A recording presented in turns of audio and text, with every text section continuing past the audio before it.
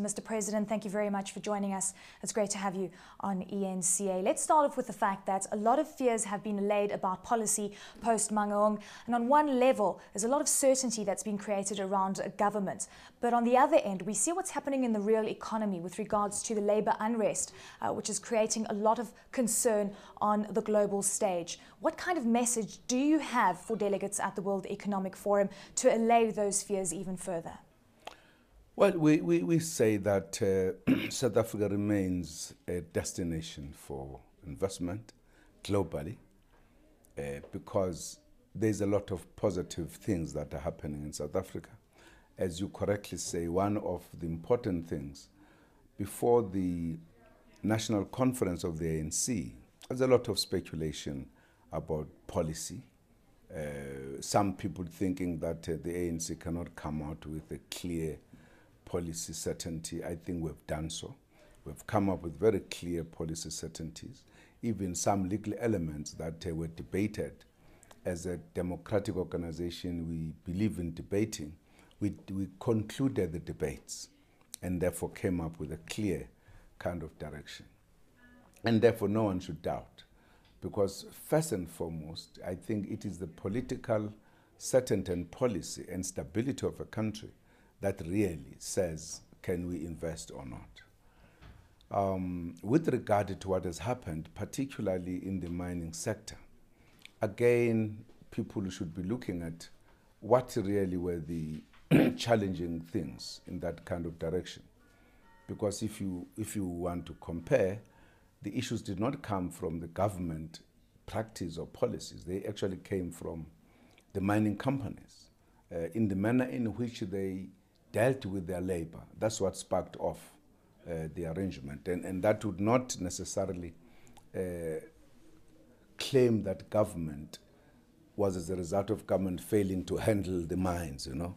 I think in so far as our relations are concerned with the mines are very perfect. But it was a question of how the companies, specific companies, dealt with the mines that provoked the strikes. What role is government going to play with regards to sorting out the relationship between the private sector and labour? And as you allude to, that this was the biggest problem that we saw within the mining sector last year. Well, let me say we are really intervening in all the issues. Government is intervening through the specific departments that deal with those. The Labour Department has been very much involved in resolving those kind of issues.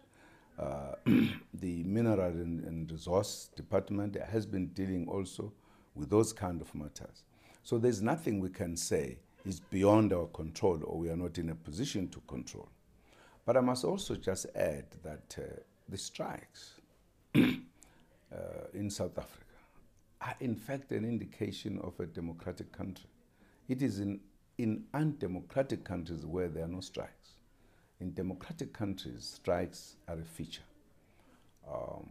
If you went to Europe, is hardly a time you were there without a strike. That affects people even in flying from different directions. But nobody says then Europe is sinking. I think it has, in a sense, a perception that people have about the continent of Africa. Now, that's why I'm saying, in a sense, if a country has strikes, it means you have the workers who understand their rights and who can stand up for their right. In other countries where there are no strikes, but the conditions are not that good, it says something else. So I would be saying, people might be saying South African democracy and the system is very resilient because it is dealing with the matters that is able to deal with. As an investor, if I was, I would be saying that's a country to go to. Mr. President, even the credit rating agencies are saying that labour unrest is a very big risk in South Africa. Do you think that it's going to become a very big deterrent with regards to future investment into the country? It's making huge headlines because it's a country in Africa. Strikes in the world don't make huge headlines. That's a perception, a mind shift that people have got to move out of. We have got very positive stories to tell about South Africa.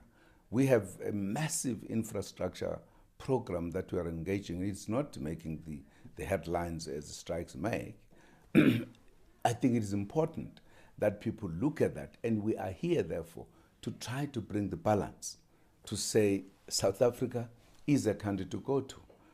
For the mere fact that there is this kind of interest, it indicates that South Africa is a country that must move forward, and that from the governance point of view, we are very clear what we are doing. We have the National Development Plan. In other words, nobody could doubt where South Africa wants to be in 2030. And we are saying there are also operational plans that are economic, that are otherwise, like the new growth path, which is part of what we are doing. Those are the kind of positive stories that we are going to be telling the investors that come to South Africa. The opportunities are huge. Sadly, Mr. President, unemployment is stuck at 25% in South Africa. And what is even more worrying is the fact that economic growth is not high enough to ensure that there's a drop in the unemployment level in South Africa. Are you confident that the National Development Plan, that the growth path is actually going to do enough to fast track this very real problem that we have in the country? The unemployment is a global issue today. It's not a South African problem because it is South Africa. It's a global issue because of the economic slowdown. So it affects everybody in the globe. Of course, the report about it in South Africa gets exaggerated as always. But we know what are the reasons, in South Africa at least. But we have these plans. We are actually implementing a program that is basically emphasizing on job creation.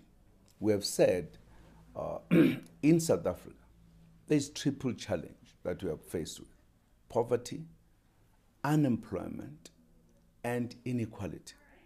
And these are the challenges we have identified. And part of our program, like the massive infrastructure plan, is actually addressing the issue.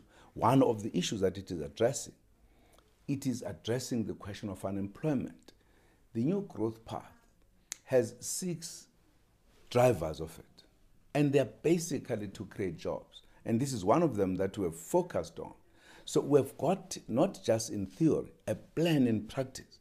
And many of the infrastructure programs have actually started to be rolled out. So there is a plan. So we are saying to investors, here is a huge opportunity where you could come and invest and therefore help the country to address the question of unemployment.